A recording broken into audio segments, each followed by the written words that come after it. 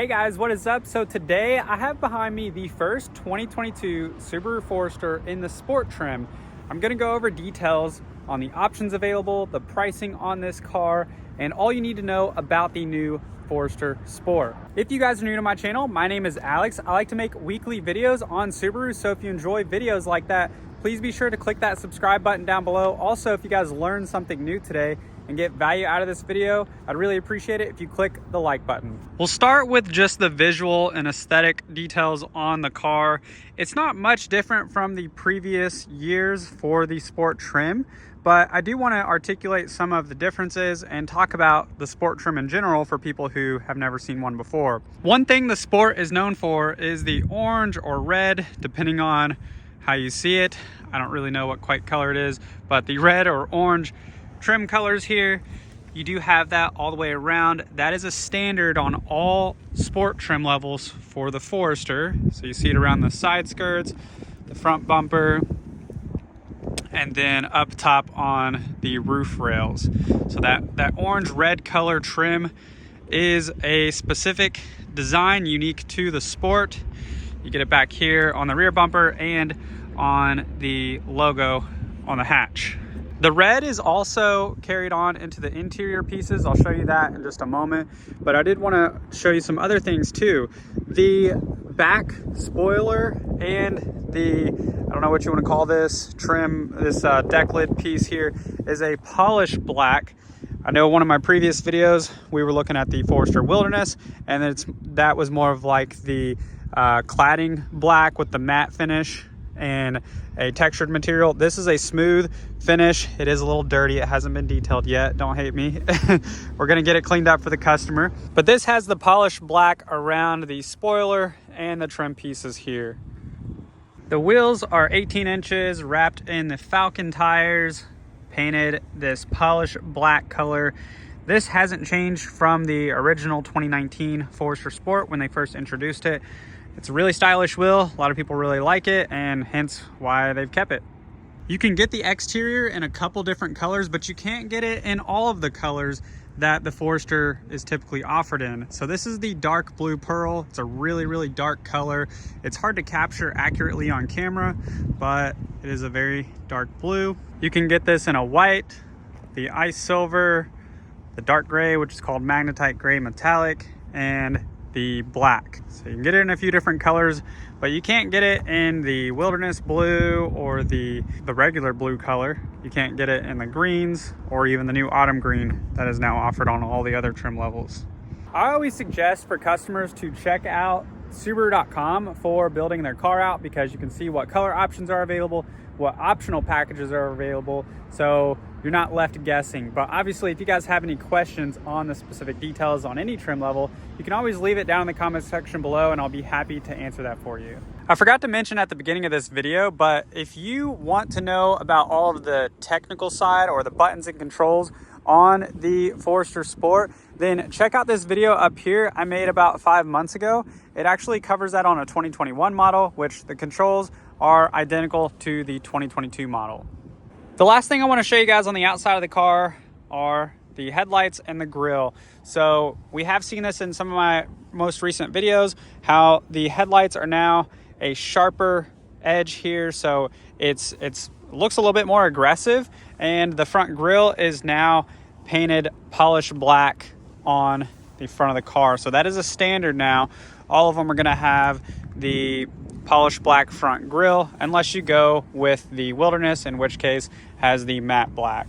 The headlights are also full LED, so you have headlights here that are LED, and then you have the fog lights that are LED. The Forester Sport comes with one optional package. That optional package includes the 8-inch multimedia touchscreen display. It includes the Harman Kardon upgraded speakers. The third thing it includes is the power tailgate that you can also operate not only from the inside of the car, but also from the key fob button.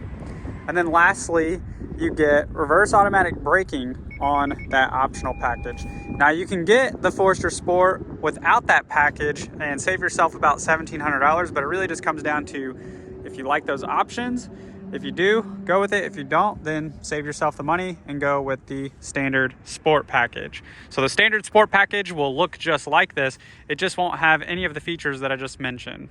If you're ever curious about price on any Subaru, just go to Subaru.com and click on build and price. Select the trim level you want and it'll tell you exactly what the MSRP is. Now, not every dealer sells at MSRP, but there are quite a few who still are, and there's also quite a few who are selling above MSRP because of the lack of inventory, and they call these things like market adjustments, and they may charge anywhere from $1,000 to, I've heard, as much as $5,000 for an add-on for the price of a new vehicle. We actually sell at MSRP currently at our dealership, and if you build it out on Subaru, that's going to give you the exact price right at MSRP. The Forester Sport, the standard model, starts at $30,890. If you want one that's optioned like this, that has the 8-inch display, the Harman Kardon speakers, the power tailgate, and the reverse automatic braking, it is $32,535 on the MSRP. So just to show you an example, that is how the price differs. It's slightly different depending on what optional package you go with. And then obviously if you get accessories like your all-weather liners, the mirror with compass and home link, the rear bumper cover, different things like that, that can adjust the price up slightly from anywhere from a few $100s to even $1,000, just depending on how many accessories you add. The interior of the Forester Sport is nice and sporty. Obviously, you have the sport tags here, and along the door cards, you have this orange stitching carried throughout. So you see it on the dash, on the seats here, on the center console, and on the dash over there. You also have the orange trim pieces carried out on the steering wheel and on the shift lever and your X mode button down here. So it's a nice subtle touch, but it gives you a little bit more character than your typical Forester has. It's hard to see with the lighting, but the gauge cluster and the bezels are also matching with the same reddish orange pieces and the sport badge up there on the RPM gauge. The Forester Sport comes standard with the larger panoramic size sunroof. And this is actually a standard on all of the premium trim levels on up. So you don't have to go to the Sport to get this.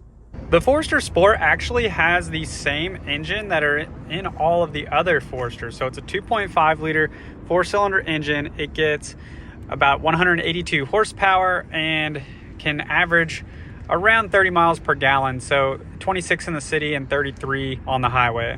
You do get a little bit more controls in the Sport that you may not see in other Subarus. So for example, you do get paddle shifters, so you can use these to change your throttle response by shifting up or down. And then down here you have Sport Sharp and Intelligent mode. So Sport Sharp actually changes your acceleration characteristics. You can see the peak and throttle response there. And then I is going to be gradual acceleration. This is like intelligent mode and should get you slightly better fuel economy. But you can change that if you want a little bit more passing power, or if you're climbing a hill or whatever it may be. If you want more throttle response, you can put it in Sport Sharp just by clicking this button there. You also get dual X mode on the Sport trim. So X mode is the all-wheel drive system that actually will either limit or increase the amount of slip that the wheels have and help you get out of tough situations where you may lose traction. So for example, the car is all-wheel drive at all times, but if you are climbing up a hill and you've got it in regular X mode, if the front left wheel starts spinning, it's actually going to stop power to that wheel and it's going to send the power to the other three wheels to keep the car moving forward. Now, if you put it in the deep snow mud setting, it will actually turn off your traction control and it will allow more wheel spin to give you a little bit more momentum to get out of a situation where you may have lost traction. The Sport trim also comes with the multi-function display. So this is not a standard on all trim levels. This is a color display that will show you a ton of different information that you can control by clicking this info button. So when we click the info button, that will toggle through different vehicle information like your fuel economy, miles till E, the calendar. You can click and hold this info button and it'll take you into a menu screen like this, where you can change the time and date, climate controls, set maintenance reminders, and things like that. If we go back over here to info again, we can keep toggling through. This will tell you more about what technology is on the car, like RAB, that's a reverse automatic braking. This is going to show you what drive mode you're in. So right now it's showing that it's in deep snow mud, and the hill descent feature is on. That's another feature that is part of X mode. So that way, if you are going down a hill, it will actually automatically help apply the brakes for you up to, I believe, about 12 miles an hour. So again, just helping you keep traction and not lose control. If we continue clicking this info button, we can see another. This is probably one of the most useful, I would say. It's going to show you your coolant temperature or water temp, the oil temperature, and your average speed. You can actually change these widgets to show different information within the settings of the display, but this is what will show as a standard. I just showed this in one of my last videos on the Forester Wilderness, but back here now, all Foresters in 2022 have these cargo hooks as a standard that are mounted into the headliners. It shows that the max weight is 6 pounds. I imagine that's because if you do put a backpack or something up here, not only do you want to limit the amount of weight that's on this hook mount itself, but also you don't want that flying up and smacking the rear window and potentially busting that out or damaging that window. So this is great for, I would say, stationary bags, but it's also really great for things like lanterns or other accessories that you may use while camping. The Sport doesn't come standard with all-weather liners. This customer in particular did order the all-weather liners with theirs, but what you do get are a standard set of carpeted mats with the Sport logo. The one-touch lever that is here on the Wilderness and the Touring trim is not available on the Sport trim. As you can see here, there's no lever here to drop the seats, but you do have the lever right here that you can reach up and release like that, or you can go around, it's probably easier, to the second row and do it from the second row cabin area. You do have the nice cargo cover in this one that can fold out like that to hide away your precious items back here, keep them out of the sun, and keep them away from people who may be peeking in your windows. Just like the Wilderness, you do get an LED light back here that you can turn on and off, and you get an LED light right here on the tailgate itself. So this is great whenever you are loading and unloading things at night. You've got that bright LED light in there to be able to see more easily. Now that the sun's come out, I think I'm gonna do another walk around to show you guys this color, because it actually, with the bright sun out, does capture this blue a lot better than it did at the very beginning of the video. So you can see more blue now. Before it was a little bit more overcast and it was almost looking like a black color, but it's just a very deep blue, so it's hard to capture that. This is what it looks like up close. Here's what the second row looks like. So all of the Forester Sports have this same cloth interior with the leatherette upholstery headrest and center armrest with cup holders. You do get 2 charge ports back here as well. You do not have second row heated seats though. So you do get heated seats on all of the Foresters that are, well, actually all of them except for the base model come with heated seats in the front. But this one in particular does not have rear heated seats. I believe you have to go up to the Touring to get rear heated seats on the Forester. The Forester Sport does not have the option to add the navigation within the infotainment, which would be powered through TomTom, but you do have Apple CarPlay and Android Auto, where you can connect your phone through the USB cable down here, and you can actually mirror your Google Maps or Waze or whatever navigation app you like to use up on the display here, and you can operate it through the display as well. That covers most of the details on the 2022 Forester Sport.